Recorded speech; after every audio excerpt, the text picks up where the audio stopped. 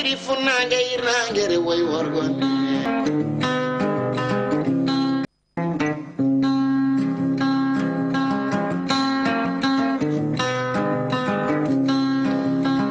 olel pindi koy loti do e Dakar njeeyo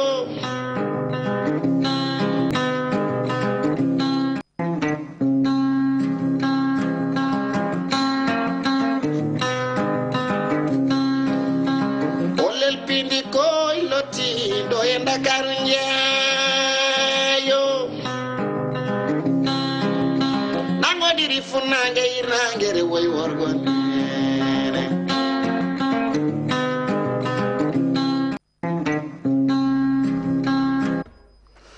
yeɓiyankoɓe Ayaw Pindi TV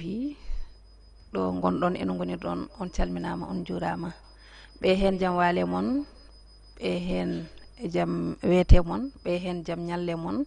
ɓe hen jaam hiire mon moni foof e saaha mo woni o salminama e ngoɗon salminago tawi ko salminago teddugo wonnugo kadi e needi e neware caggal salminde on e juurade on ko bismade on e yewtere men Olel Pindi TV yewtere nde ngowɗon hebde sikki ala e ngoɗo Ayaw habrirde e kala altine e alhamisa hande kadi en garti e kattanɗe jomiraɗo joom baɗe bawɗe o gam humnude aadi hakkude men e mon ɗum ko ɗowde nde ɗo yewtere nde ganduɗa toɓɓe muɗum walla ni lowdi muɗum machallah ko toɓɓe kewɗe e nder ɗum noon hande nde tawno situation oblige ko ɓe mbiyata ko tan gonka ka eɗen gandi oɗo saaha wona koye mawludu ko heewi e terɗe e radio ngo presque jeehi gammoyde ko ɗum jeeyi sababu woodi ko ustuɗen e ndiɗo lowdi hande kono tan won kadi toɓɓe ɗe ganduɗa ko mantiniɗe ɗe gadduɗen ko adi foof rogere men adande ko éphéméride gaddortoɗen yadude hen Mouhamed Ndim sen gayni éphéméride o ma en gar e Flash Info woni kabaruji labɗi e nder e caggal leydi Sénégal so tawi ɗum ɓenni garen e ko ɓuuri mantinade e ko kelle jayndeji leydi men dawri hande so tawi ɗum yawti kadi pawen hen portrait ko caggal ɗum mbaynodirten tawi kadi en mbaɗi développé e seeɗa e actualité ji ɗi no hanniri ni gowɗen ni tan wadde ɗum noon bandiraɓe ko ɗum ɗo woni lowdi ndi hande en calmini dendagal yeɓoɓe en e oɗo saaha kono kadi en calmini dendagal ɓe ganduɗa enen batti hakkillaji men e kala e saaha e jewte Pindi TV teyte Olel Pindi TV e salminde Mouhamed Ndim mo ganduɗa ko kañum gonduɗen e plateau kono kadi e ɓen wonɓe kaɓirɗe ɗe machallah to banggue rési to ko jobbo so wonani en toon en calminimo kono kadi en calmini Djiby Dieng to banggue caméra ji ɗi banggue infographie en calmini Ali Fall bandiraɓe joni joni o haade men nadde mbundi yewtere men en calmodirtu e Mouhamed Ndim mo ndenduɗen plateau o Mouhamed a salminama mi salmitima sohna Alima mi namdima so tawi ko jaam woni e ma calmini dendagal hettiyankoɓe haalirde Pindi TV kamɓe kala e kuuɓal en calminiɓe juuri mabɓe yiide kadi bisimilla mabɓe filandeɓe nde ɗo yewtere nde ganduɗa ko Fatam Lamir yiide kadi no gowɗa wadde kala e saaha hande kadi a ñantima no fewi machallah min ganduɗa ɗon duttiɗa ko Gambie walla ko République démocratique du Congo mi anda ko holɗon duttiɗa eyyi hande kam mi anda ɗo duttiɗa walla ko Mauritanie mataw firti ko aɗana toña de ala mi toñani hande kadi tabarikallah mi salminima no fewi sohna Alima Mouhamed caggal salmitadema walla salmindema walla salmitadema foof ne wona a yari café hande Mouhamed noon yarat café haade meɗen joɗade plateau par ce que an sa yarani café min aɗani somi yarani café mbayra kono jobbo mu yiyani ñebbe ni somi yarani café tan ko probléme ɗum noon waɗat feere jara café haade men joɗade plateau ɗum noon bandiraɓe hande on ji plateau o no wayni yewde en calmini Elage Abbas Sarr mo ganduɗa machallah ko dadiɗo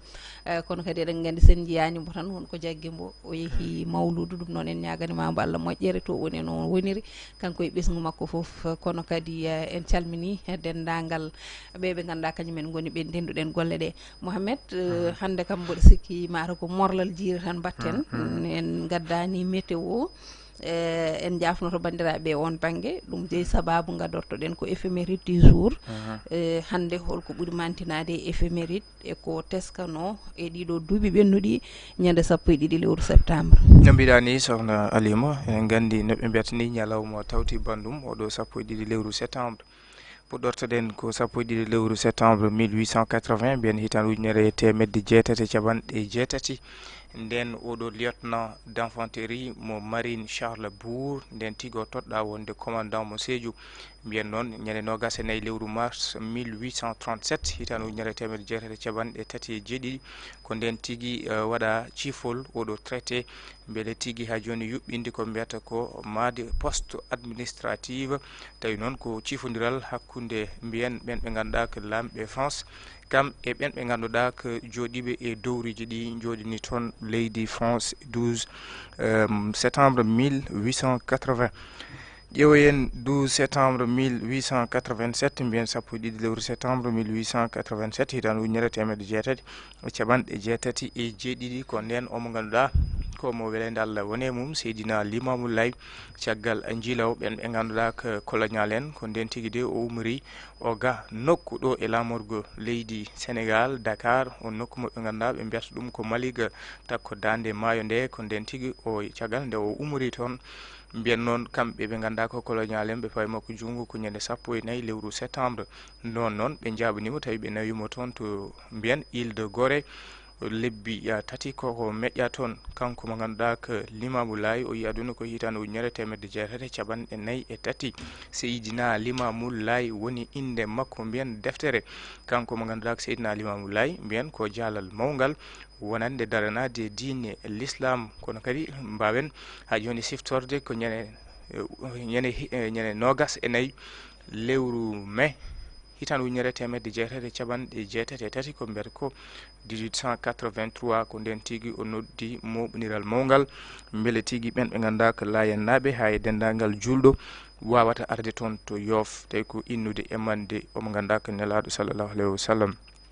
jeehen 12 septembre 1946 mbiyen hitande ujunere temedde jeenayyi e caɓanɗe nayyi e jeegom ko nden tigui omo ganduɗa ko Léopold Sédar Senghor gonnoɗo député tawi noon koye seconde assemblée constituante kanko omo ganduɗa ko Léopold Sédar Senghor ko nden o ɓami omo ganduɗa ko debbo makko gadono moɓe mbiyat l'antillaise Jeannette Eboué omo ganduɗa noon ko kañum tigui wonno attaché mo parlementaire mo ganduɗa ko cabinet omo ganduɗa ko ministre français d'outre-mer ɓiɗɗo e omo ganduɗa ko ancien gouverneur de l'Afrique équatoriale française mo mbiyanno e on saaha AOF kanko Félix Eboué mo ganduɗa ko wonno jinnaɗo makko kono mbiyen duuɓi ɗiɗi caggal nde hawre ladial toon to Caire on mo ganduɗa ko ɓiɗɗo mo ganduɗa ko Félix Eboué mo ganduɗa ko cuddiɗo kanko Léopold Sédar Senghor o wonno mbiyene hitande ujunere e temedde jeenayyi e caɓanɗe joyyi e jeegom ko nden tigui de ne wayno ɓe certi ko mbiyata ko divorcé on saaha noon mbiyen Senghor ɓami ɗiɗɗo mbiyen cuddiɗo mum ɗiɗaɓo ɓe mbiyata Colette Hubert de Betteville ɗum wonno ko e mbiyen sappo e ɗiɗi lewru septembre 1946 ƴeewen sappo e ɗiɗi septembre 1991 ko nden rutti e joomum omo ganduɗa ko kanko woni Abdoulaye Niass jara omo ganduɗa o yaari ko duuɓi caɓanɗe jeetati e tati kanko El Hadji Abdoulaye Niass ko halifa Léona Niassen toon to Kaolack mbiyen noon o ubba ko on tuma on ñalawma mbiyen toon to mbiyen Niassen diwan mo Kaolack mo ganduɗa noon on saaha ne wayno o waɗano installé koye hitande ujunere temedde jeenayyi caɓanɗe joyyi e jeenayyi mo ganduɗa lomtima noon ko omo ganduɗa ko ɓi miñiɓe koddajo moɓe mbiyata Hadji Babacar Niass mo ganduɗa ko ɓurɗo andirede Serigne Mbaye Niass ɗum wonno koye sappo e ɗiɗi lewru septembre 1991 gasnirten koye sappo e ɗiɗi septembre 2022 mbiɗen gandi sappo e ɗiɗi lewru septembre hitande ujunnaji ɗiɗi e nogas e ɗiɗi ko nden de mbiyen joɗino nde ɗo haralde toon to Bowal Guendire Sénégal tawi ko 14e législature ene tawatnoɓe hen on législature noon 14e législature mbiyen ɓendulaɓe suudu dental Guendire leydi Sénégal les députés ɓe gabbo e temedere caɓanɗe jeegom e joyyi kamɓe député ji ɗi mbiyen noon e on séance o woni no séance Gulɗo Diaw ne wayno ni wattinno wadde puuɗe ndure ha ɗum saabi ɓe ganduɗa ko dadiɓe kañumen battidi nadde mbaɗi intervention mumen ɗum noon ko caggal ɓen ɓe ngannduɗaa ko candidat ji Benno Bokk Yaakaar toɗɗino omo ngannduɗaa ko docteur Amadou Mame Diop pharmacien et maire de Richard Toll mbele wona président de l'Assemblée nationale du Sénégal mbiyen kanko Amadou Mame Diop o lomtini ko omo ngannduɗaa ko Moustapha Niass e boowal walla mbiyen e jappere boowal e suudu ngendira leydi Sénégal mbiyen walla ha joni e 16 mo Assemblée nationale tawi ko coalition mo ngannduɗaa ardino on coalition ko debbo biyeteɗo Aminata Touré nden ni ne wayno geddi e on science yalti tawi noon golle ɗe gasani e yide kanko Aminata Touré ɗum ɗo de ko ɗum trahison wonande ɓen ɓe ngannduɗaa ko Macky Sall e yaadiɓe mum kamɓe député ji ɗi ne wayno de wona ɗum woni koɓe kalduno wonno ko 12 lewru septembre 2022 sokhna Alima. ko noon Allah jarama Mohamed Ndim ɗo battidirɗa ɗo ko ɗon tan pawaten feɗenu meɗen e jobbo addana en on éphéméride mo ganduɗa ko nogas e ɗiɗi walla 12 lewru septembre hitande ko ujunaji ɗiɗi e nogas e ɗiɗi 2022 ɗum ɗo noon Mohamed ko ɗon pawaten feɗenu men saabu ko hunde nde ganduɗa suwa taw yaltude e hakkillaji yimɓeɓe kadi ko heewi teskama hen ñane muɗum certes ɓooyani kono mbiyatmi ko hay wonno no ɓoyirtuno oɗo 14e législature mi sikkani so tawi ma o yaw yaltude e gandiji ɓiɓɓe leydi ndi nde tawno ko heewi jooli hen a haali joni on Mimi Touré mo ganduɗa ñande hen geddi yalti sababude Amadou Mame Diop waɗede président assemblée nationale en jii e on tuma ɗin député ji kadi ɗi ganduɗa ko lundiɓe ɓe kadi e nder oɗo législature kadi en jii hen gueɗe kewɗe ɗe ganduɗa machallah yaltata par ce que hareeli teskama toon so wiyama ɗin hareeli haqqillaji jaaha e Amy Ndiaye Gniby e ɓen député ji ɓe ganduɗa ko pire kono kadi Barthélémy Dias en ɗuggidde ɗumen micro ji oɗo Guimari Sagna aussi darade taaɓe walla suutudeɓe kees on mo ganduɗa ko hen yimɓe cuɓotono ɓe mbiya vote o watta ɗon ɗum ɗon foof woni hunde nde ganduɗa yawata yaltude yimɓe hande o noon hande tigui ɗum dañi duuɓi ɗiɗi kadi hawri e tuma mo ganduɗa kadi nana haale haalaluji assemblée o ha hande kadi nana hedde yimɓe tawi oɗo saaha haalte hen ko pusgol oɗo assemblée mo ganduɗa hoorejo leydi ndi e wondiɓe mumen ine e nde ɗon darde Mohamed annene holko ɓeydata hen eyyi sokhna Alima no mbiɗa ni oɗo 14e législature kam nde ɗo haralde nde ganduɗa ko nulaɓe suudu dental no berni boowal gendire Sénégal ɓe ganduɗa nde gabbo e 165 ne wayno ko 14e législature mo ganduɗa ma winde e tarik Sénégal puisque en kaali joni installation o woni no ñalawma mo ganduɗa ley en ɗeeɓi famde walla en ɗeeɓi fayde e heewɓe yiide ɗum ɗo de wona ɗum ɗo wonno Sénégal wona ɗum ɗo kadi voilà ñalawma kewɗo dille ñalawma mo ganduɗa waɗi pooɗe nduure hani ɓen ɓe ganduɗa ko gendarme ɓe mbatidi arde mbaɗi intervention hay to banggue vote o en jii ko kamɓe daari ɓe mbaɗi sécurisé vote o ha waɗa proclamé wonde kanko Amadou Mame Diop ko kanko gagni caggal fitina kadi mo ganduɗa to Aminata Touré kañum ne yiide wonde Macky Sall waɗi ɗum trahir kañum e men ɓe ganduɗa ko député ji ɓe ganduɗa ko coalition Benno Bokk Yaakaar dow miɗon yiya wonde o haalde Macky Sall ji farbo ngom ko kañum wonno e maslude ono haɗani kam ko waɗanno ko waɗi o geddi ha ɗum ni saabi kankone ɓe ndenti ɓe mbaɗi kankone ɓe itti ko yiyete ko député makko woni mandat makko député wonande o ridda assemblée donc ko ñalawma tarih mo ganduɗa hande o ɓe dañi duuɓi ɗiɗi hawri e ñalawma mo ganduɗa guite fof kadi ene hakkillaji ene kucci e oɗo lamɗo keso mo ganduɗa hande siifi wonde ma fus ngal ɗo boowal gendiri wonande oɗo législature ɗum waɗi mbiɗen oɗo législature 14e kam mo won législature 14e législature mo ganduɗa ma winde e histoire Sénégal beele ko windata hen ko janggo e jaam kala jangguɗo ɗum ma waɗ fiére e leydi Sénégal surtout to banggue wonande ɓen ɓe ganduɗa ko député ji to suudu sardiyeji ɗum ko woni yesso daɗani guila kono kam eɗen gandi oɗo quand même 14e législature woni elle kadi ɓurama hen hankkadi wasde ko mbiyata ko elle aussi valeur ko yiyete ko député e ɗum kam ko hunde jiiɗen par ce que en jii toon haare a haali nane amin jaahi min yiiɓe mo ganduɗa ko debbo mo ganduɗa ko worɓe daari piiɗum petti ɗum ha ni ya on saaha ko mo mofno reedu en ganda allam yalam so ɓiɗɗo jibna wala kono wawi wade fof kam wona hunde ganduɗa yimɓe ne jodni ɗum ko nden jiiɗen député daro goto fof holla kañum o jeeya to banggue wonande diine e taarih donc codmami cortumami hakkude ceernam wawi ceerno ma min ko ɗo jeeyam ɗo mbami donc ko législature mo ganduɗa vraiment que kala jeeyanoɗo kam e oɗo mandat mboɗo sikki janggo e jaam so tawi histoire oɗo législature ne haale a wonata beltotoɗo kono kam ko mboɗo wawi yiide wona législature mo ganduɗa ene windire kuɗo kanŋe e taarih Sénégal ko noon Mouhamed Ndima en tout cas o naati e ganni leydi Sénégal wonta yaltu heddoro tan ko yo Allah won ballo kadi Allah walla en kadi goɗɗi paade arde ya taw koko ɓuuri yodde wonata toon ko ɓuuri yodde ko ɓuuri wonde yeru payodinɗo ko ɗum wonata toon ɗum noon bandiraɓe ko ɗum ɗo wonno éphéméride du jour joni joni o paaɗen koye kabaruji jehen resi garten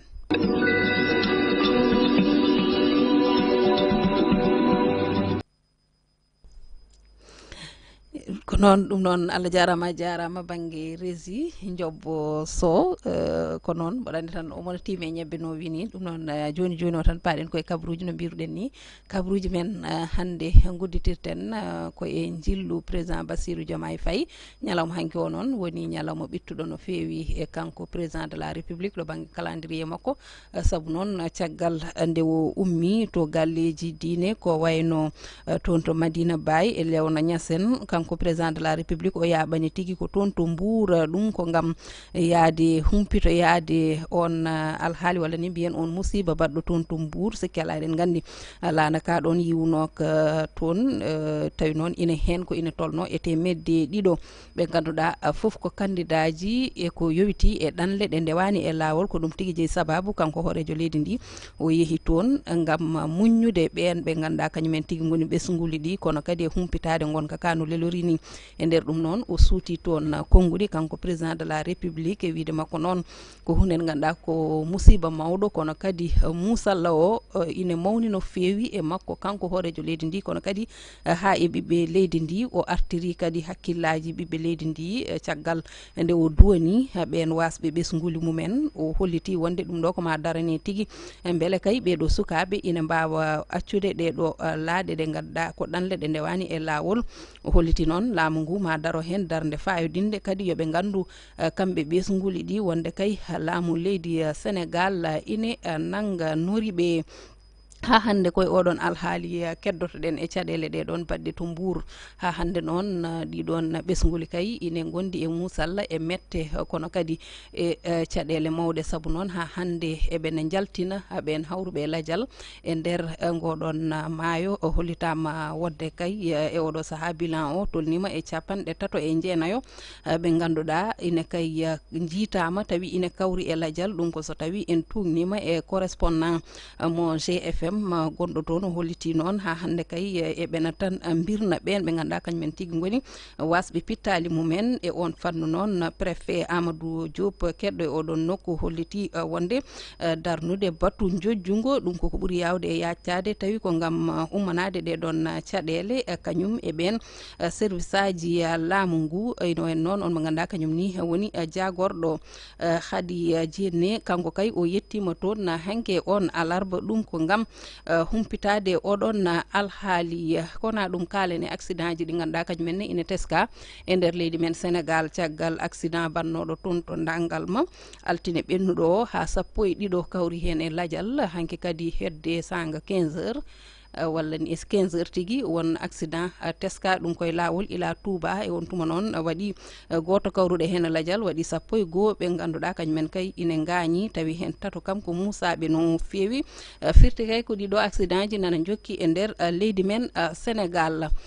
payen to caggal leydi to leydi Mali paaɗen lawol leydi mabɓe yamiri yo woppite ko ɓuuri yawde e accade ɓen cadre uji sappo e goho to banggue dawrugol ɓe ganduɗa ko fawnoɓe juuɗe ɗum ɗon noon wonno ko ñanenogas lewru juin ɓennuno ndu tawi kamɓe kala koɓe terɗe e déclaration du 31 mars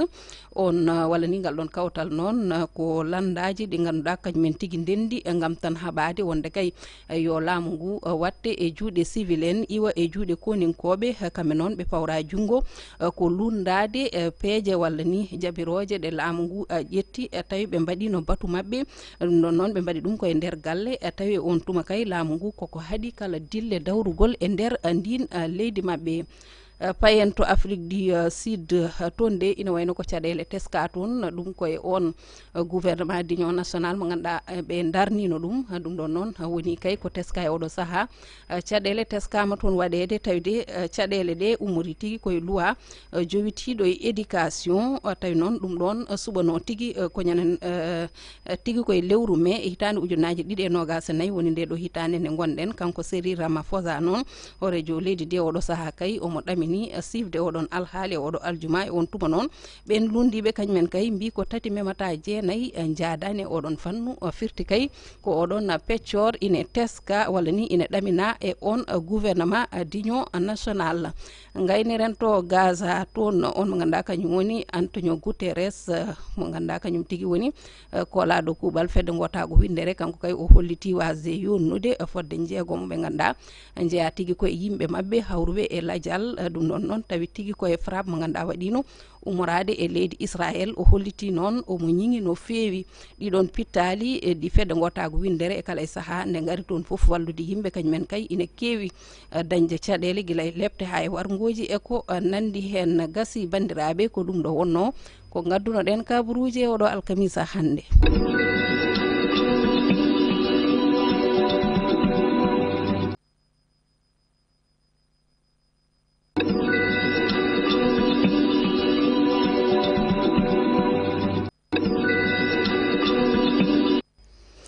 kono noon Allah jarama jobbo so to banggue rési Mouhamed Ndim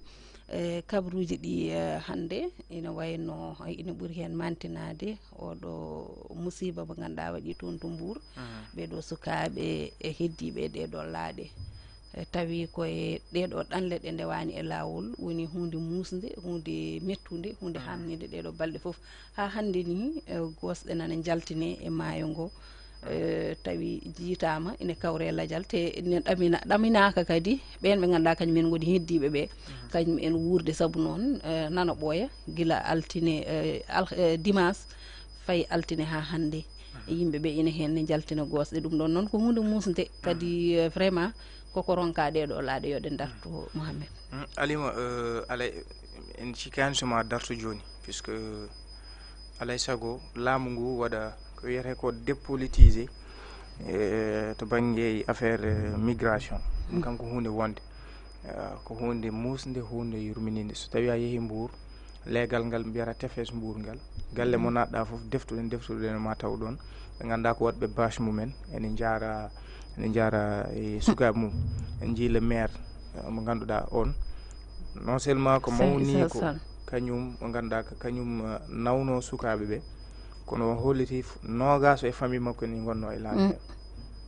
donc aɗa andi ɗum ko jayye mo ganduɗa ko hunde hulɓinide heddi noon on jii le président de la république o yeehi toon yo wummi Kaolack o rewi ɗon o haali wonde yo yimɓe daro mbaɗa yoole haaltude wona ñukintoɓe haaltude e kala ɓe ganduɗa ɓe wi peut être ɓe cikki won ɓe ganduɗa noon jogui des projets wawde nawde sukaɓe ɓe aussi wona ɗum wona solution heddi noon ɗum ma wallu ma wat koɓe mbiyata ko alerte uji so tawi yimɓeɓe jii wayno numéro vert waɗama kala neɗɗo mo nandi mo ganduɗa yi ɓeɗo ko convoyeur en ko kañumen nawta sukaɓe mbaɗa ɗumen alerté kono ɗum ɗon wona solution yimɓe gandu ɗum joƴƴinani ɗo sukaɓe puisque en jii événement ji mawɗi so mbaɗi e Sénégal ko wayno maggal gammu e ko way noon sukaɓe e ley ko nden tawno eɓe gandi sécurité ko ɓuuri ko hewde addata ko ɗin événement ji ko ɗon ɓe mbaɗata profité o joni ni ɓe jogui ko systéme mo ganduɗa so tawi eɓe nawa yimɓe ɓe mbaddata regroupé o ensemble pour ɓe mbawa yadde ɓe ƴettata ko cente yimɓe ɓe nawa ɗumen tawi laaɗe ɗe goni ko nder ɓe jogui ko laakon tokso nawa toon yimɓe ɓe ha ɓe timmo on saaha ɓe mbawa ɗum ko systéme mo ganduɗa donc laamu ngu ana foti ƴewta heddi noon Alima solution o ko hollum ana jeeya hen yooɓe mbaɗ dépolitisé ɓen ɓe ganduɗa ko joguiɓe ko fof yeytuno e affaire migration ɓe mbawa joni safrude caɗele ɗe kono ɗum koko yooɓe ƴeew ambassade uji ɗi sa yi ɗum ɗo foof waɗi hande ene jeeya hen caɗele ko ɓuri ko ɓeydude oɗo fléau ko ambassade France, ambassade Espagne, ambassade Italie. hande mboɗo sikki goto men fof peut être meeɗi wadde déposé ko way noon non seulement sa ari kalisaji ɗi mbatta hen ɗi a pertat ɗum a hokketake a ruttetake haaliss ma mais wonɓe ganduɗa hande ɗum ne kadi ko ɓesguji Sénégal naɓe mbaɗo no Djiby Dieng walla goɗɗo mo ganduɗa aɗa jogui toon des relations e nder ambassade o ko toon ɓen gummoto kañumen jeeyata rendez-vous ji ɗi walla ɓe ganduɗa kañumen jooɗi tan ko ha yiye ñande aljuma ko nder rendez-vous ji uddata taw an jogui cabinet ma ganduɗa so tawi wiyama à telle heure rendez-vous ji udditi cooda foof aɗa yeyta aɗa rendez-vous 500 000 rendez-vous 1 million ɗum ne kadi jinde laamu ngu rentini ambassade uji Royaume-Uni, France, Italie, Espagne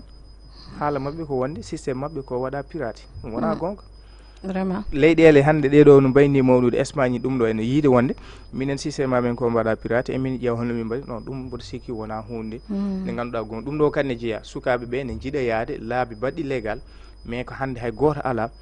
espoir yaade ambassade daro hokke visa donc en jii critére uji e processus o ko hunde ganduɗa wasat hen jawdi ma ɗum waɗi hande yimɓeɓe ƴetta mbaɗa emprunté laabi ɗum ko wiyete ko tan laamu ngu yooɓe ƴeew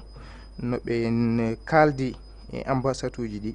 ɓe kormo en ɓe mbaɗa no France wadduno e Espagne no Maroc wadduno e France ni no Algérie wadde France ni enen pourquoi en ngala ngal ɗon cuusal hande waaji goto mo haala kanko o jeeya ko ɓe ganduɗa ko joguiɓe ONG ji toppiriɓe kala ko fatuno e ɗanle ndemal lawol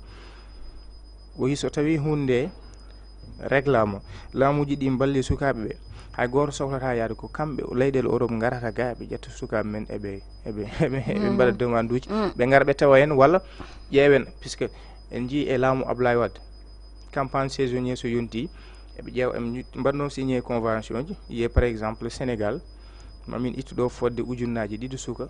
jaaha liggoyo e en jii Espagne ɗum no guesse ɗe to banggue tamate en e ko way nen joomi e ko wiyete ko région ji ɗi e ko way noon joomen jahne liggo hen ha noon lebbi jeegom e ko way noon mais probléme o ko hunde waɗaka encadré de manière légale ɗum tagui sukaɓe heeɓe so jeehi doga kono won hen kadi jahata liggo on saaha ƴeewe en mbaɗe encadré won hen mbaɗa intégré jiɗɗo artude kadi arta ɗum fof ko convention ɗi ganduɗa laamu ngu ne foti ɗum ƴewtade influence kadi ne jeeya hen si bo banno alima yahat Europe yaha e France walla Espagne jogo téléphone mum ne waɗa statut ji mum gaare en way noon tawi Allah ne seedi ko yoɓate ko hay goto an tawi fewndiri ko liggeyaji ɗiɗi tati nayyi gurdam mum ni waɗani stable wonno yarani joni min mo ganduɗa mboɗo yiya ɗum te hande komi poti ko mbiyata ko ka espoir ka hande aɗa faada min kam mi arata hay to banggue thèse wonande yiide ko jinnaɓe caabi won pression sociale ha sukaɓe ɗum kam min mi naata e on débat hay so tawi no woodi kam wona ko heewi kono ko ɓuuri ko hen wadde ɗum influence ne jeeya hen tawno ɓeyto soɓe jeehi Europe sa naati TikTok en Facebook en jiyata ko gurdam ɗam jomumen wurata ɗam sa ƴeewi ga gurdam ɗam gurata ɗam mbiyata ko min alay saago ɓeyto gonto min ne mi wawa abbitade ko gurata ko mi wawa tirinde tawno jaaɗo foof yara ko maade yara ko belle vie gurdam belɗam goto fof ko ɗum yiiɗi beele ɗum woni jeeya hen ɗum alay saago wadde laamu ngu ƴeewa wallude sukaɓe financement ji ɗi kadi mbaɗe réglementé ɓe mbaɗa ɗum dépolitisé on saaha beele sukaɓe cohlata yaade e maaji kono sa ƴeewi phénomène ɓurɗo hen musde ko hande profil aji to banggue ɗannotoɓe alima jiiya mawɗo debbo jaado e ɓikkon mum ko ganduɗa ko sukaɓe togoto en jii debbo mo ganduɗa kanko liggey mo joguino ɗo ne moƴƴi o maahi R+2 omo acci sukaɓe makko o yeehi koye laaɗe he finalement fitandu makko heddi hen en jii sukaɓe rewɓe ganduɗa joni kala hen ɗo kam ɗo laaɗo woni rewɓe ene nangue hen ɓen ɓe ganduɗa nawata ko sukaɓe mumen keccon c'est vrai que to banggue wonande to banggue voilà to banggue traitement ɗum ne kadi ko stratégie si en gandi kamɓe toon leyɗele Europe so tawi ka ɓesɗo walla jogui sukaɓe no ɓe mbaɗirtuma ni traité no mbaɗirta worɓe ni traité wonta gotum kono ɗum fof e war noon kam fotani wonde ko ganduɗa ana waɗa encouragé yimɓeɓe ha mbawa kadi ɗum fof yara koye légal jaaɗa yara ko lewi lawol so rewani lawol ɗum fof noon jangguinta en tan ko leyɗele men no muusi no Bougane yi e Diagne de l'évidence sukaɓe ɓe jeehi ko ƴeewde une vie meilleure ɗum noon alay saago laamuji ɗi ɓe mbawa wallude sukaɓe ɓe. Ɗum woni ko mbinomi e jewte men mbimi so tawi a ɓufti cukalel ha laaɓi a lelni ɗum ɗo ɗaari aɗa wifa ɗum aɗa ñohana ɗum on kay so mataw so tawi kañum ne foti hoddude koko weeli en jii nguɗo laamu kamɓe mbiyatno une fois e pouvoir sukaɓe ɓe ma dañ golle ɓe kaali ha heewi elle nde ɓe gaari ko nden ni oɗo phénomène ɓe wadde yoɓe mbaɗ feere no Basirou yi hankini alay saago ɓe mbawa sabbade seeɗa ɓe jogui eɓɓoji projet ji pour wallude sukaɓe ɓe foye wade noon yoɓe mbaɗ feere ɓe ganda hande ene jeeya ko ɓuuri ko hande quand même wonde golle mabɓe mawɗe ko wadde feere haɓe dañana sukaɓe ɓe golle ɗum ɗon kam goppen futilité ji to banggue gueɗe politique ganduɗa hande jamma e ñalawma te ɓesguji men nana mbomo accident ji e maaji ɗe ko way noon ɗum kadi e poti wattude hakkille no fewi ko noon Allah jarama Mouhamed ndima en tout cas ko felewo mo ganduɗa so tawi ko gonga ne wonti caɗele no fewi ganuma noon waɗi par ce que sa ƴeewi ko ɓuuri hewde kadi hen sahaji ko addata ɗum ko ne heewi fannuji ɗi ne keewi kadi koɓe goytoto ko surtout kamɓe awoɓe ɓe kadi maaje ɗe no yaari ni joni voilà ɗum ɗon foof nan ɗon vraiment ko hunde nde ganduɗa so tawi ko gonga waɗandema tan ɗum ɗo hitande en 2023 dunde Afrique foof sa ƴeewi ko yano ko to île de Las Palmas ko 23 ujunere ko fawi oɗo 2024 mo ganduɗa gonɗen ko mbaɗi enregistré mi ganduɗa rewi île de Las Palmas to banggue ɗanniyankoɓe ko 27 ujunere ko fawi ay oɗo record no wayi musde te ɗum ɗon suwa taw te sa waɗi hen hayma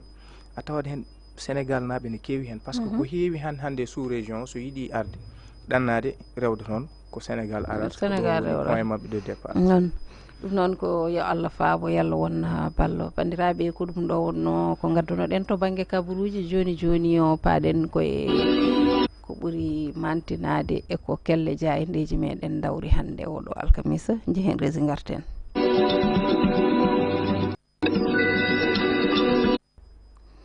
ko ɓuuri mantinade e jayendeji leydi men e oɗo subaka hande jaraten hen koye Mouhamed Ndim Mouhamed jayendeji ɗiɗi ina wayno ko kalanoɗen joni ko ɓuuri arsude no fewi min garti koye nduɗo yolayru ndu ganduɗa waɗi e jillu kanko président Diomaye toon to Dandi Guéthie Mbour ko noon ina wayno ko ɗum woni ko yardete ataya ko jobbu wima mbete café gara walla café yo ar wadde woto feere cofta Nescafé noon Nescafé jobbo so heeɓi café jobbo kala ko watte hunuko kañum koye hunugo mum ko hanndin tottata goɗɗo ko sowo yetta ɗum noon Mouhamed gudditiren e jayde guendire nde Le Soleil ƴewten ko jayde Le Soleil ɓe garti e kanko hoorejo leydi ndi caggal jillu makko toon to wuuro teddugol ngo Kaolack yindirde halifa tedduɗo kanko Basirou Diomaye Diakhar Faye o yeehi toon to Mbour ha ɓuuri tengtude ɗo ganduɗa dia yo waɗi ɓen sukaɓe yinnoɓe wadde ɗanle ɗe ndewani lawol kanko hoorejo leydi ndi nde o mo ganduɗa ko baka mbiyen danejo mo ɓorni tawi kadi mo rumti maayo ngo o holliti ardemo ko ha joni duwanade ɓen ɓe ganduɗa ko jinnaɓe mumen sukaɓe mumen keddi e maaji ɗe wawde moññide ɗumen kono kadi o holli wonande laamu makko eɓe jogui eɓɓoje pawdinde ko fewtuno noon wonande haɓade ɗeɗo o gueɗe kono kadi eɓe jogui eɓɓoje to banggue wonande nden ka ɗeɗo dade maaji ɗe ganduɗa ko kadde o arti e erade kadi ɓesguji ɗi ha ɓuuri tengtude sukaɓe nde mbawata sabbade kono kadi gacca ɗe ɗanle ɗe ndewani lawol e jayde Le Soleil jayde direct news ɓe garti ko e namdal de quoi a-t-il peur Cheikh Oumar Anne ɗum ko namdal e yideɓe hol kulol ngol jogui omo ganduɗa ko Cheikh Oumar Anne mennoɗo wonde jagorgal e laamu jawtugu ngu Macky Sall ɗum noon ko caggal nde teska ɗiɗo dumunnaji kala wonande ɓen ɓe ganduɗa ko dadi ɓen e taari galle makko ɗum ni saabi yalti e deƴƴere mum ɓen ɓe ganduɗa ko yaadiɓe kanko Cheikh Oumar Anne hollidde ɗen caɗele ɗe ganduɗa eɓe guuro ɗum ɗiɗo tumaji kana kono kadi direct news arti e ɓen ɓe ganduɗa ko dadiɓe joguiɓe nden kay kisal toon to bowalaɗe diwoje ngal AIBD lebbi nayyi hande oɗo saaha ɓe jooɓaka ɓe garti hen no fewi jayde direct news jayde tribune jayde tribune ɓe garti koye temedere sappo e tato innama adde hawruɓe e ladial ɗum saabi kanko omo ganduɗa ko hoorejo leydi ndi o waɗi jillu nde o ummi toon to Kaolack yabande toon to Mbour on nokku mo ganduɗa ko Diaye o waɗi tawi ɗin ɓesguji nde wayno goskiji mumen ko ɗon ne wayno joƴƴina o ari e ngal boowal tawi kadi omo rumti wonande nde ɗo mbiyen ngoɗo maayo hango o holliti noon kanko hoorejo leydi ndi e yiide tribune Diomaye propose le yoole kanko hoorejo leydi ndi o holliti noon alay saago ɓe ganduɗa ko ɓesguji ɗi kamɓe kala ɓe mbawa darade wawde ha joni haltude so tawi ɓe jiiɓen ɓe ganduɗa ko kañumen tigui ƴettata sukaɓe ene nawa ɗumen toon to leyɗele Europe kono ɓe garti omo ganduɗa ko commissaire Keita hande oɗo saaha de o nawama toon to suudu dummirdu ndu Rebeuss. Diaynde Las ɓe garti ko yomo ganduɗa ko Samuel Sarr mo ganduɗa ko kay waɗi plainte mo ganduɗa ko Moustapha Ndiaye ɗum noon koy haala ka ganduɗa ana jeeya hen oɗo compagnie énergétique mo mbiyata West Africa Energy ɗum saabi on plainte kono ɓe garti e kanko mo ganduɗa ko hoorejo leydi ndi Bassirou Diomaye Diakhar Faye holliti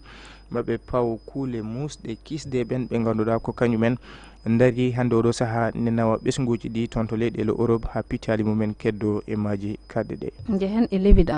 l'évidence ardiɓe toon to Mbour ko Bougane Gueye Dany ne wayno kankone nde o nani on kabaru o yaaɓi toon to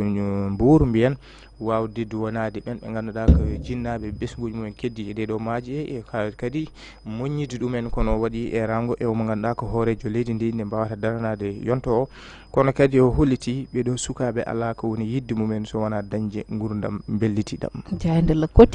quotidien ɓe garti koye temps de Diomaye Faye le président de la République dans kanko hoorejo leydi ndi e yiide jayde le quotidien hande oɗo saaha de o fawi leydi Sénégal koye kaya mbeya kono ɓe garti omo ganduɗa ko commissaire Keita hande oɗo saaha de no wayno naati tigui toon to suudu dumbirdu ndu Rebeuss le quotidien arti hen. les échos ɓe garti koye CNG kamɓe CNG ɓe kolliti noon e 2023 2024 hitande uñaji ɗiɗi e nogas e tati hitande uñaji ɗiɗi e nogas e nayyi ndu ndu gonɗen nde ɗo hitande ɓe gañimo to banggue wonande mbiyen sipiroji ɗi kanko mo ganduɗa ko kanko tigui ardi CNG holliti temedde 7 millions koppareji men franc CFA woni koɓe gañi koɗo de ɓe mbaɗi dépensé mbiyen ha joni ko ɓuuri e temedde ɗiɗi capanɗe jeetati millions ɓe garti e ko yotno e wonande témoignage uji ɓen ɓe ganduɗa ko kañumen ne wayno jooli e nduɗo yoolay yinnoɓe yaade toon to leyɗele Europe on policier mo ganduɗa caggal nde arno wallude ɓen ɓe ganduɗa ko yooliɓeɓe artirde ɗumen nden tigui hawri e jinnaɗo mum gorko kañumni ko hen jeeyno les échos arti hen. jurnoyoɗen e jayde groupe Futurs Médias nde l'observateur ɓe garti ko toon to Bowal Guendiri Sénégal assemblée nationale e yiide jayde l'observateur hande oɗo saaha de nde ɗo haralde sappo e nayo ɓiire 14e législature ne wayno de ɓe kucciri tigui e tarih leydi Sénégal kono ɓe garti e yiide toon to assemblée ɓen ɓe ganduɗa ko kañumen jogui juɓɓudi to banggue protocole logistique kam e restauration ɓe kolliti o saaha kay ne wayno kamɓe kala ko fonno fewnude ɓe pewni ɓe paadi tan ko ha mawɗo Ousmane Sonko ara waɗa ko yiyete ko déclaration de politique générale kono l'observateur arti e ko yotno e wonande to banggue compagnie air Sénégal o saaha de e laaɗe diwoje ɗe hen ɗiɗi kadi ne wayno paani. jurnoyɗen jayde l'exclusive ɓe garti koye Bougane jellu mum toon to Mbour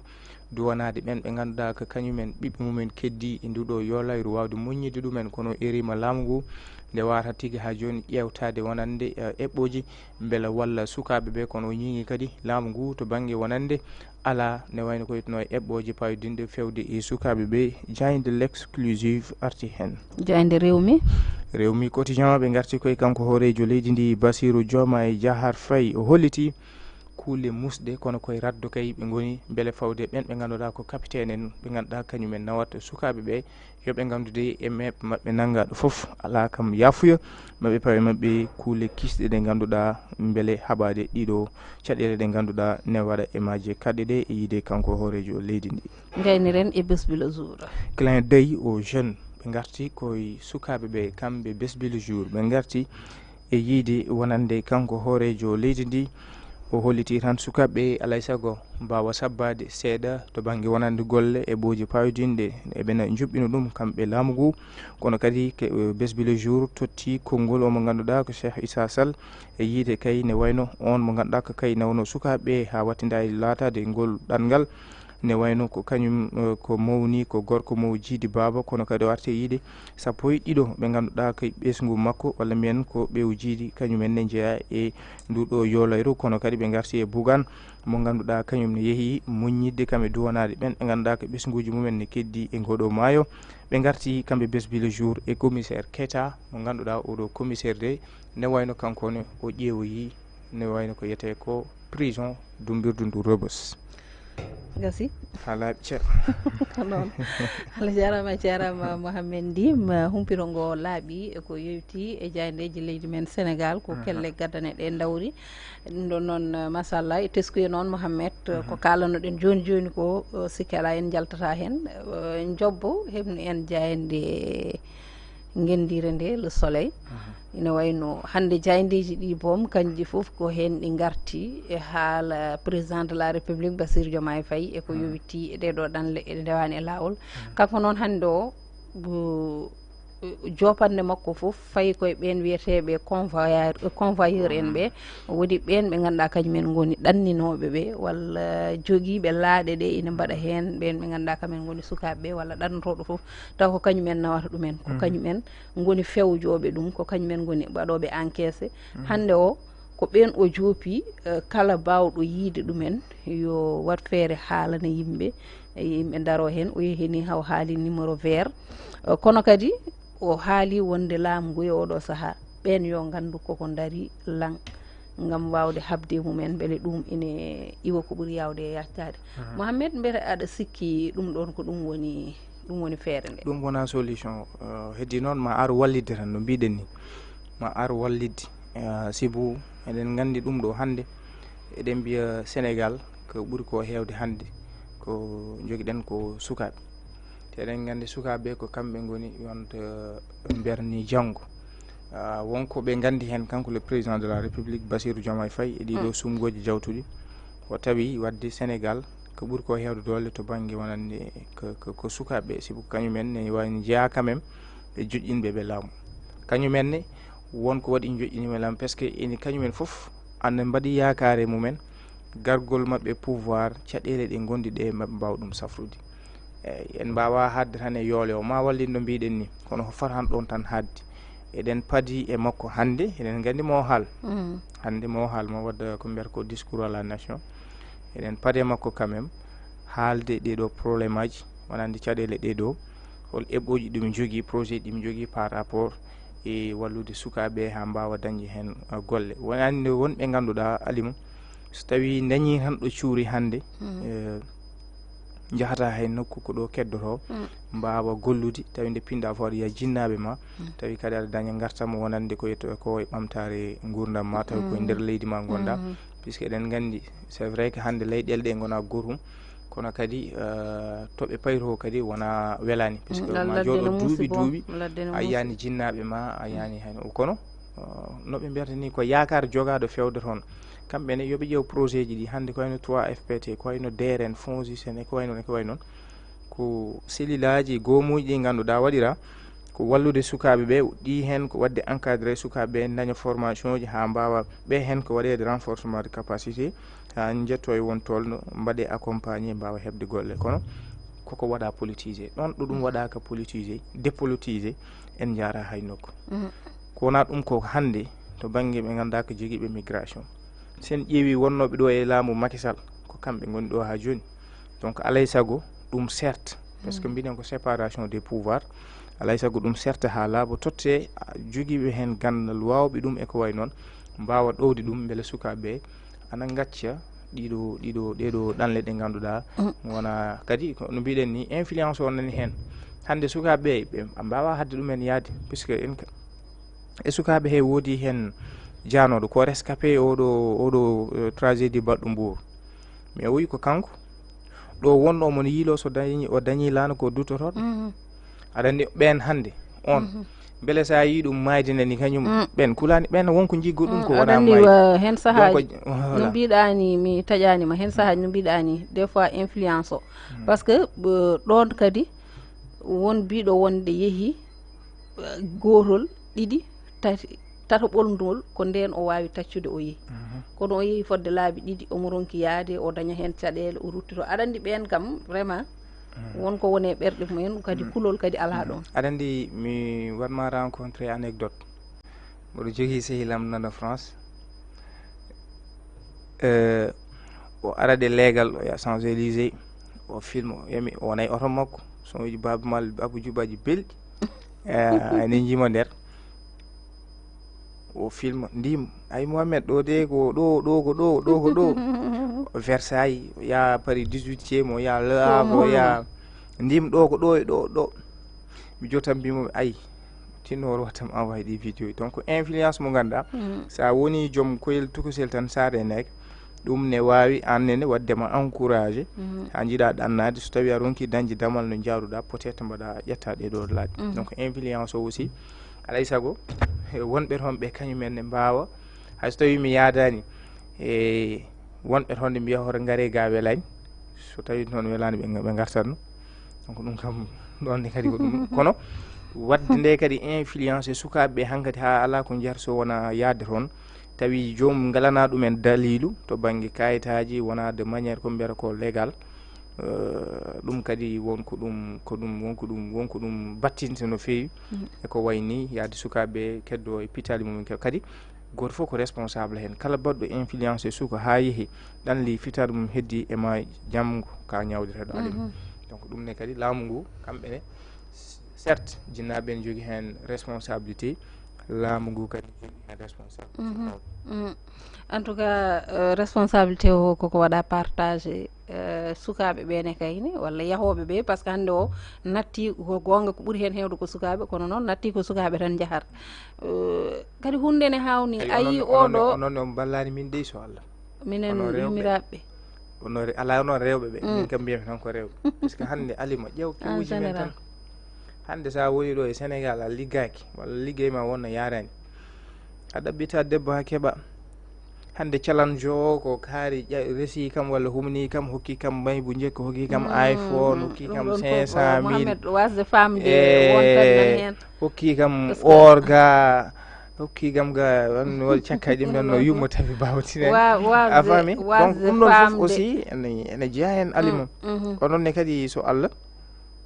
mais ɗum ɗon so tawi woodi Mouhamed ya ƴeewoy mo ganduɗa kañum namdaki ɗum ɗon ine woodi beele wonɓe namdaki ɗum joni ne woodi de ne woodi hakkay aha de haywani wallahi Mouhamed ne woodi yimɓeɓe wona yimɓe fof poti de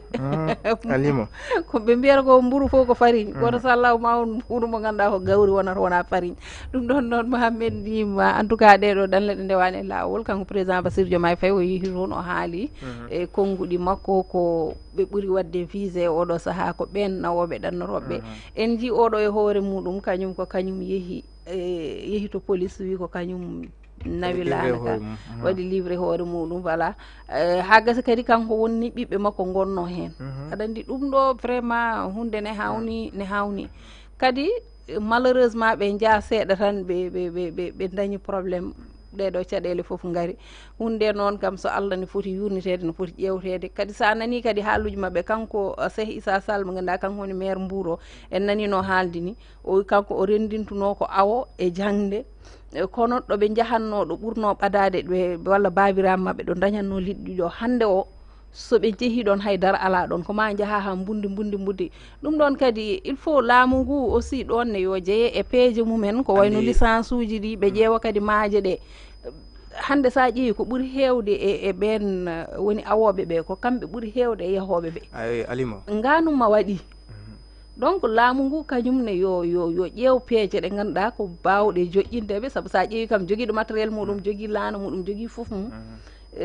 so woni kadi hen sahaji aɗa yiiɗa ni nawde ɓe pot sa tawi a fotino nawde 10 donka dañde dañata ko fodde joyo walla nayo ɗon ko probléme alima andi surtout on banggue puisque kala laana jaaka sa ƴeewi nawɓe ɗum ɓe ko capitaine uji wonnoɓe e maaje ɗe surtout noon to baŋnge maayo ngo hannde sa yi kadi ko ɓuri ko heewde tawata ko hoɗɓe e takkomaji ɗe koyno barñi en sa yi ko côté jogo en e ko way noon baŋnge côté kafri kala ɗo waɗi dande maayo gueey guet ndaro en e ko way noon toujours a tawat ɓiɓɓe mumen jahata hen kala nde yoolayro waɗi woodi mayɓe a tawat suniɓe e ɗiɗo laamu Ablaye Wade laamu Macky Sall ɗiɗo ministére uji jogiiɓe ko yetno e baŋnge pêche ko bonandeji mawɗi mbaɗi kalɗo emo haalani ndeysan mbaɗen rendre un vibrant hommage Ali Haïdar seɗen ciftoro wonɗo nanguɗo ɗo bateau riche mo ganduɗa ene wujji fodde ujunere eko fawi to baŋnge liɗɗi Sénégal o nangi laana ka mais o fawi mumen kuule ɓe pawi ɓe jooɓi amande sahaji nganu manane hende haala ka reɓi ha yimɓe cikkini ɓeɗo Europe naɓe influence mo mbaɗatno nder beele ɓe jogani ittudemo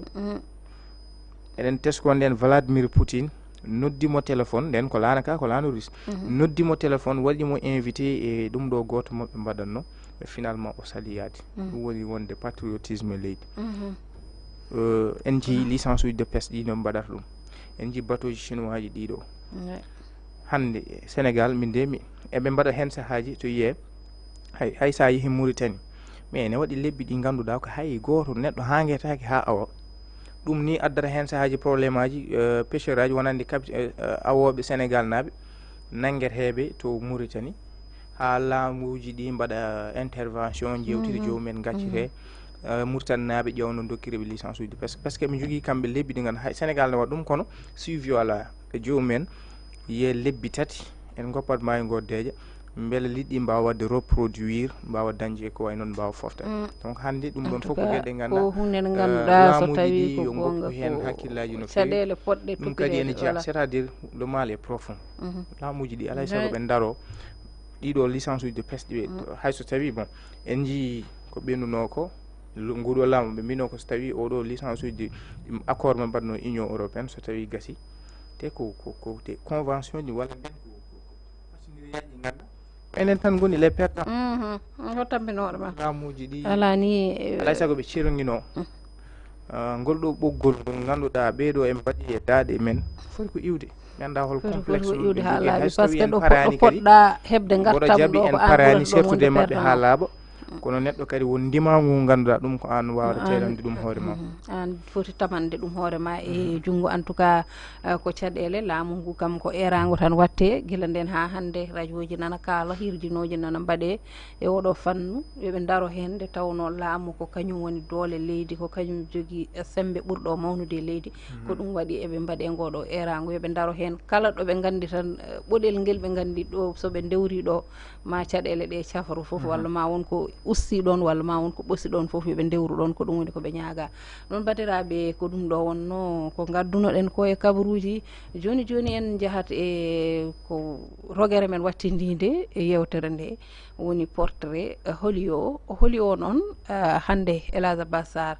ƴewonoyi en Mouhamed ko Elhadj Malick Sy mo wi Elhadj Malick Sy noon hakkillaji foof jaaha Tiwawon hakkillaji foof kadi jaaha e nduɗo lewru wona ndu woni lewru mawludu ɗum noon en jahat régi joni joni gadden portrait garten haade men waynodirde wadde weele ngam nunɗal mum needi mum ndimago mum e wonde ɗum yuman almuɓe jinnaɗo makko ceerno Ousmane Sy ruttima e jomum ko adi Elhadj Malick Sy ina yiye aduna ceerno nde faami koko yaltata aduna o noddi jinnaɗo makko debbo o hono fa wadde weele kame kaw makko Alpha Mayoro Wele o halfiniɓe ɓiɗɗo jogorɗo jibinede o mi jogorani tawterede ɗum so woodi arde omo woni gorko innireyemo ceerno Malick Sow ceernam mi woppinimo fawro defte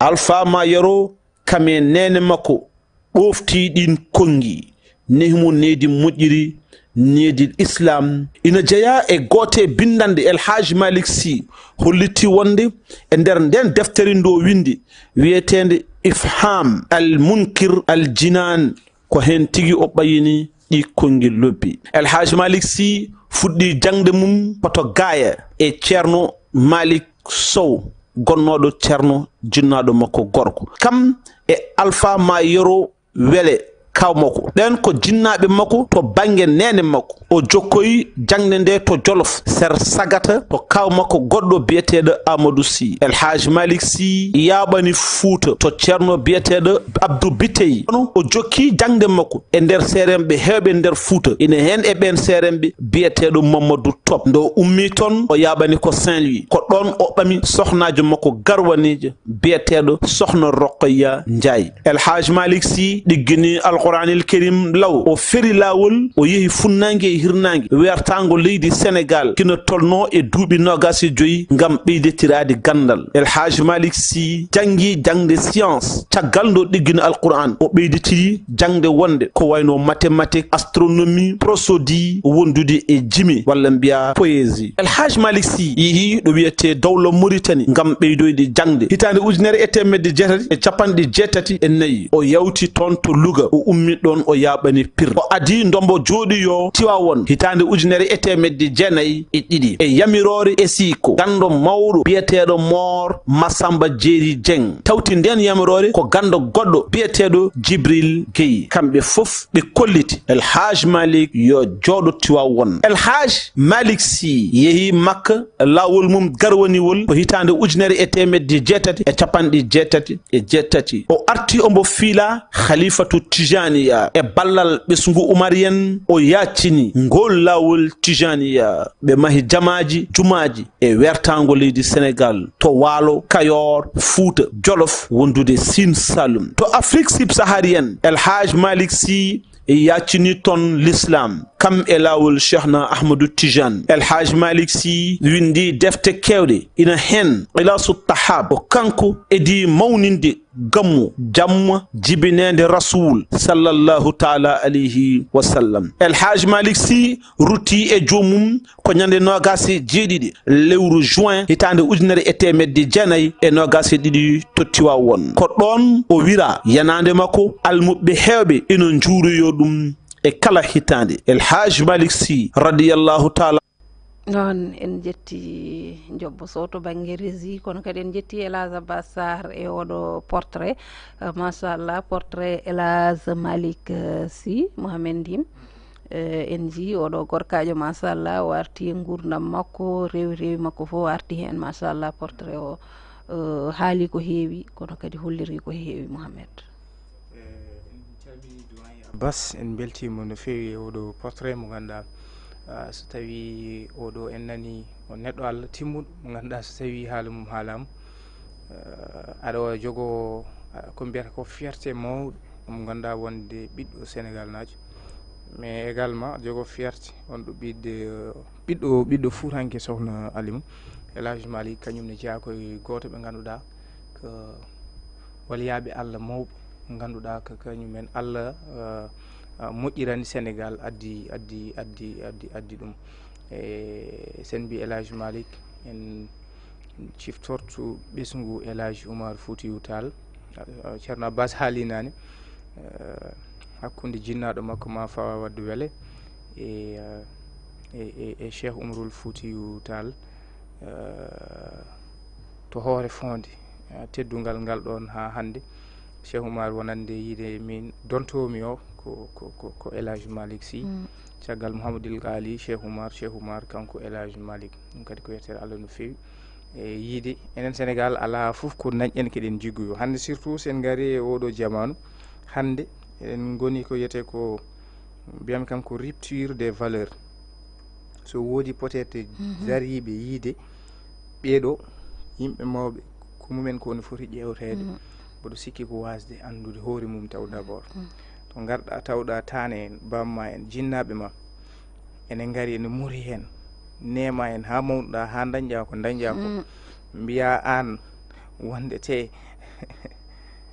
wonde aɗa waɗa critiqué walla won certaine ɓeeɗo ko mbanno mboɗo sikki jomum wonko natte mum e ɓeeɗo koɓe yimɓe Allah surtout to banggue o haalinani banggue science El Hadji Malick omo jogui defte mi yejjiri defte ɗe ɗum waɗi ɓeeɗo alay saago defte mabɓe ne poti waɗede traduire en français pulaar en yimɓe ɓe ne mbawa par ce que omo jogui deftere makko ɗo haalata ko ɗum deftere walla ko ɗum jimri ɗo hollata yimɓe hannde saɗa jannga français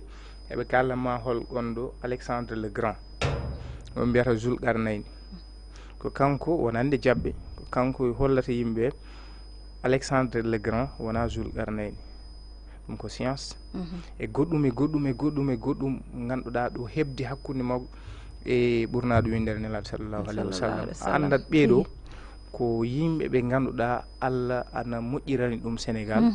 ɗum kadi ko yettere Allah yettande koye jettiren ɗum Allah e yiide kadi enen yo Allah hokku en wawde famde e ɗoftade ɓeeɗo mawɓe ɓe ganduɗa ko ɓeeɗo Allah lubri leydi Sénégal ɗum ɗo kadi so tawi eɗen jiyawaɓe ni ene foti wonande en repère e kala e saaha surtout to banggue politique mbawen andude ko poɗɗen hol responsabilité men joguiɗen e leydi ndi puisque hande waɓe ni so tawi gartanɗo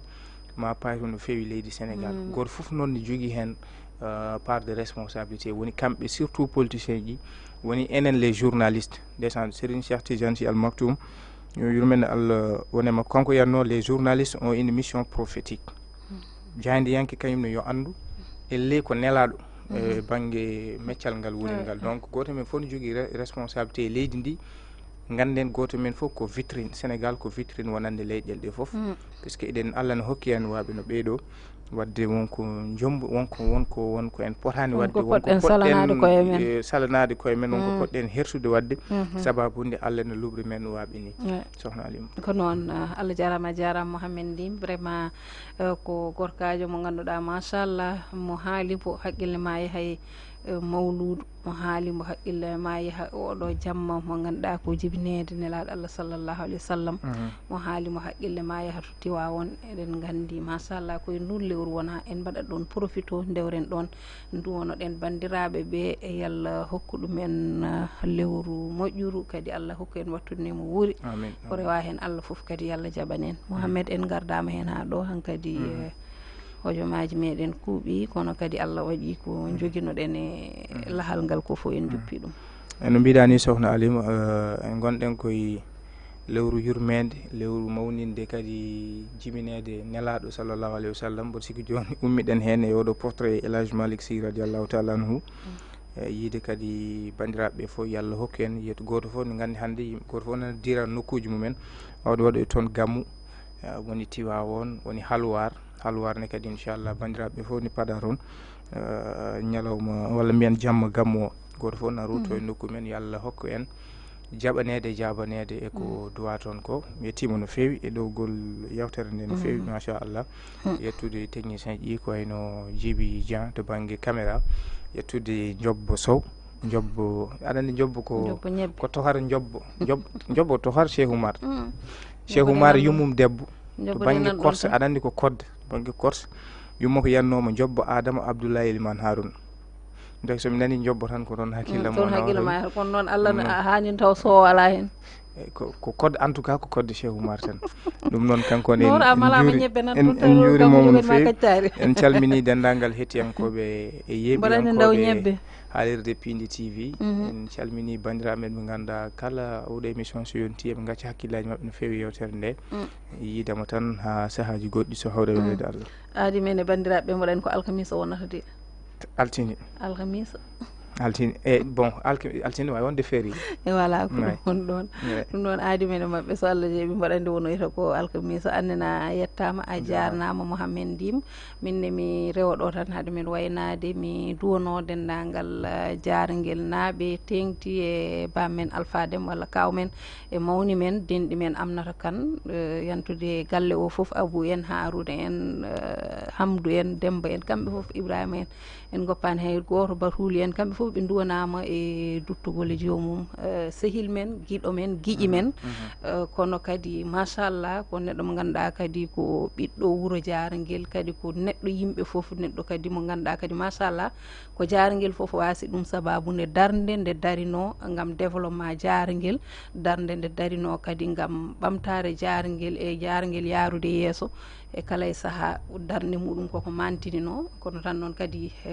en batti kadi e jaaɓe Allah nde tawno golle Allah ko kañum way noon kadi neɗɗo kadi ko hokka ko so gasi tan yahat kono bawoydem ndeysaan ko neɗɗo moƴƴo vraiment mo ganduɗa ha hande hunde nan hedde meɗen no feewi heddoto tan kadi ko guurɗo waɗat tan ko foti wadde ko kono noon vraiment ko hunde musde dendaguel jarguel naaɓe kadi en duwanima ɗumen kono kadi en duwanima Pénéjour foof en duwanima Gadioɓe naaɓe kono kadi ha hande e dendagal commune Bokke Jalluɓe fof duwanama sababude kañumen foof ene gandi darde makko mantinide e oɗon commune ɗum noon bandiraɓe en gayni ha laaɓi aadi men so tawi gueno ñaawi e Olel Pindi TV wonata ko alkamisa paaɗo ɗo e nden yo jaaɓe kisale nden kala woni moon on jarama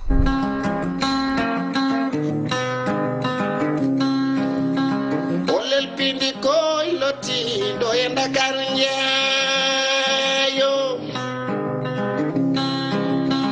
nangodiri funnange irnangere woy worgon